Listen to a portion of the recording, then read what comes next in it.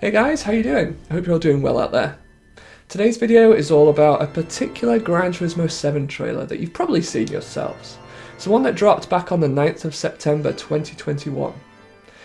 And to be honest, when I watched it for the first time, I immediately commented on the video afterwards saying how nostalgic it made me feel.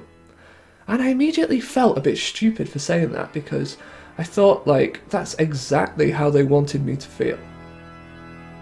And I think they wanted people to feel like that because although, GT Sport has given birth to, sim racers, if you like, in the GT genre, they kind of alienated some of their older fan base, like me, who has played the game since, day one, since the original Gran Turismo came out on PlayStation 1. And I think the reason for that was that there was a lot of single-player content missing, at least when the game was first launched, although they did add more and more in over time.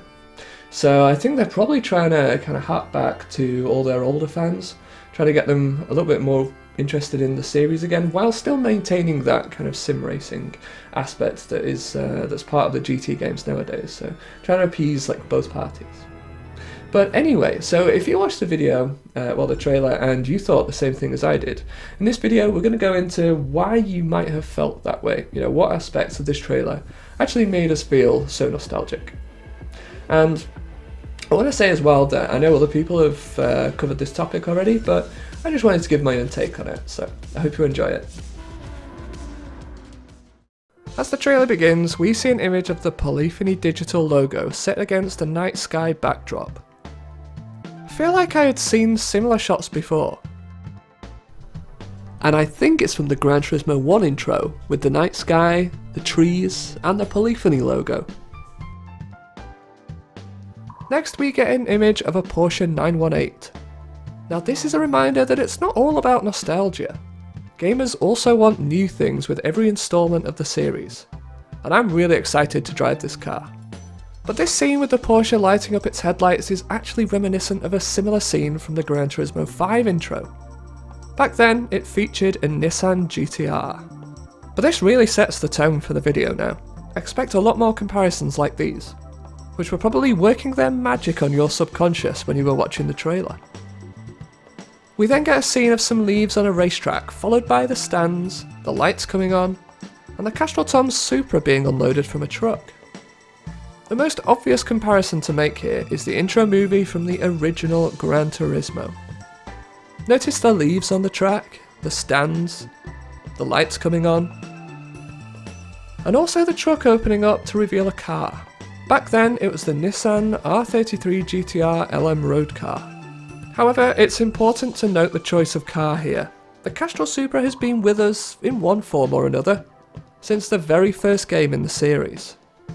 However, this specific Castrol Tom Supra first debuted in Gran Turismo 2 and featured prominently in the game's intro movie for Gran Turismo 3. Straight after this, there is a scene of the insides of an internal combustion engine. This is reminiscent of the Gran Turismo 3 intro, where we saw some very similar shots.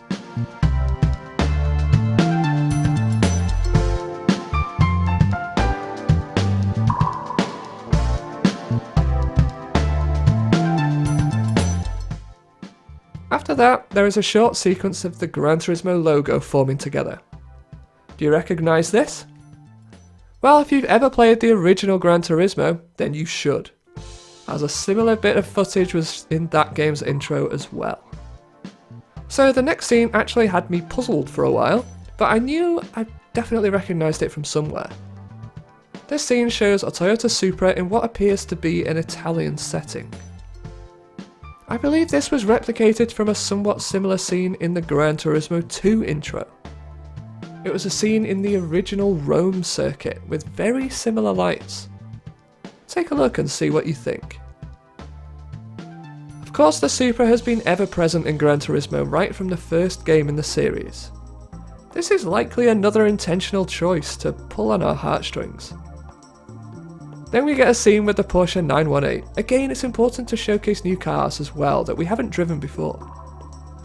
The camera spins 360 degrees around the car while the season and scenery changes. Where have we seen this before? Well, in the Gran Turismo 4 intro, where we had a very similar scene featuring the Ford GT LM race car.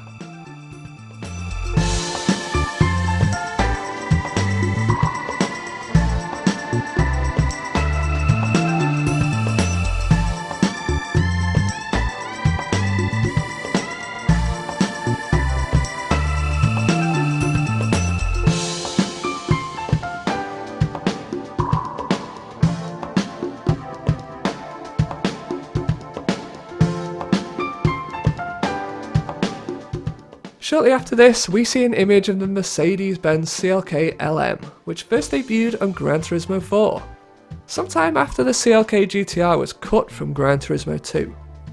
I actually have a whole video all about that, which you can see by clicking the link on the video right now. Anyway, after this, we see the familiar home screen, a feature that was part of the series from the very beginning.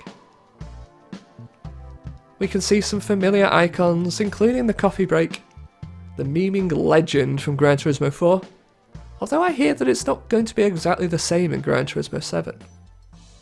Next up, we see the livery editor, a feature brought back from Gran Turismo Sport.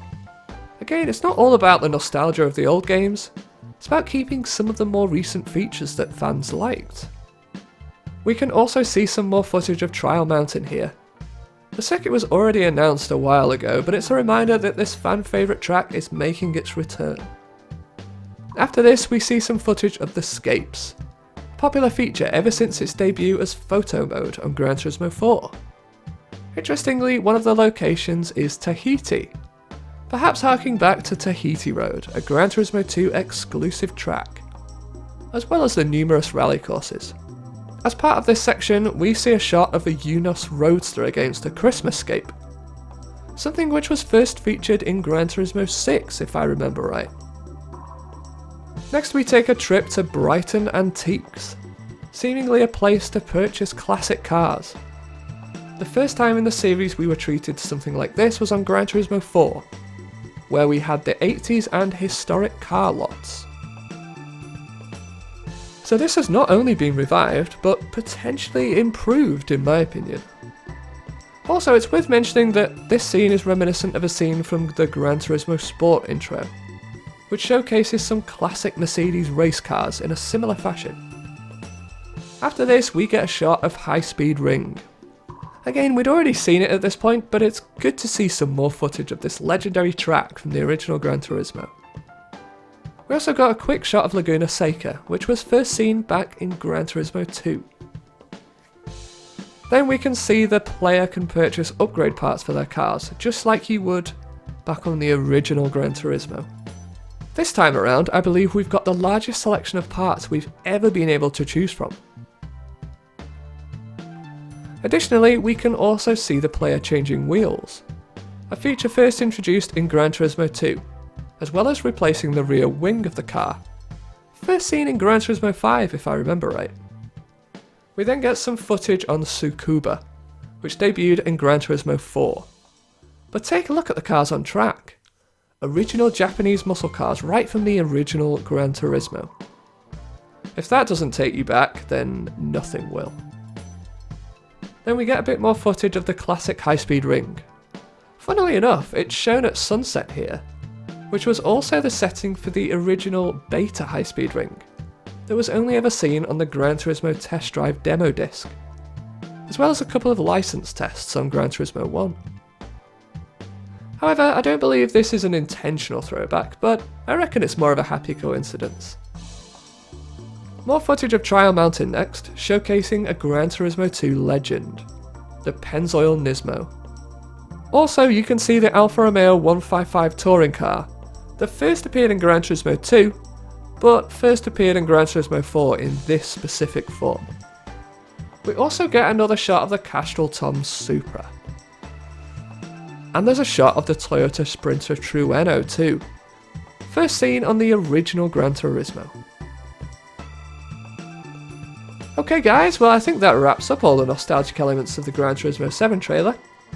If, like me, you felt a lot of elements reminded you of the older Gran Turismo games, well, now you know why. Be sure to let me know in the comments if you spotted anything that I missed. And I'll see you in the next video. Thanks for watching.